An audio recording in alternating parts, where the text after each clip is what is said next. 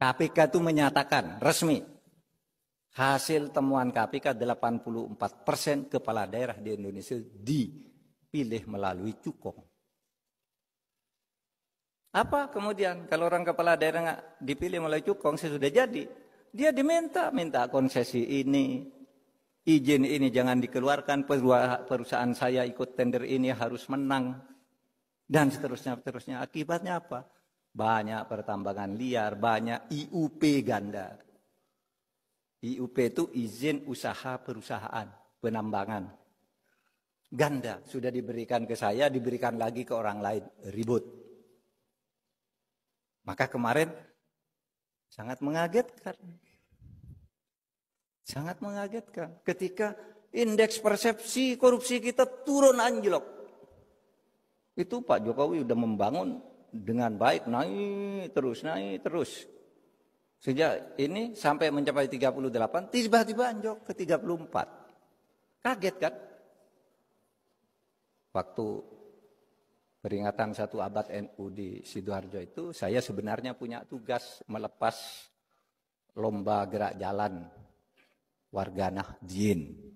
Tapi Pak Jokowi ngajak pulang ke Jakarta. Ikut satu pesawat. Saya tidak jadi ikut acara NU lanjutannya. Bicara tentang indeks persepsi korupsi. Apa yang terjadi? Saya bilang, Pak, masalahnya ada di berbagai sektor. Dari mana Pak Mahfud tahu?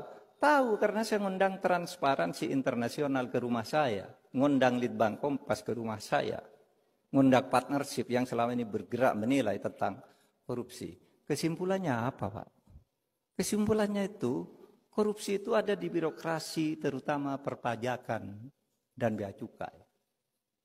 Clear itu, kesimpulan Transparansi Internasional. Nah di situ Pak Jokowi sudah agak iya agak takjub, agak heran gitu diperbacakan. Kok enggak sembuh-sembuh? KPK itu menyatakan resmi hasil temuan KPK 84% kepala daerah di Indonesia dipilih melalui cukong. Apa kemudian kalau orang kepala daerah nggak dipilih melalui cukong sesudah jadi, dia minta konsesi ini, izin ini jangan dikeluarkan, perusahaan saya ikut tender ini harus menang, dan seterusnya. Akibatnya apa? Banyak pertambangan liar, banyak IUP ganda. IUP itu izin usaha perusahaan penambangan.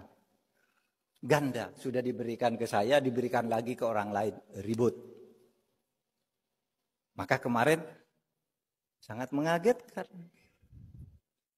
Sangat mengagetkan ketika indeks persepsi korupsi kita turun anjlok.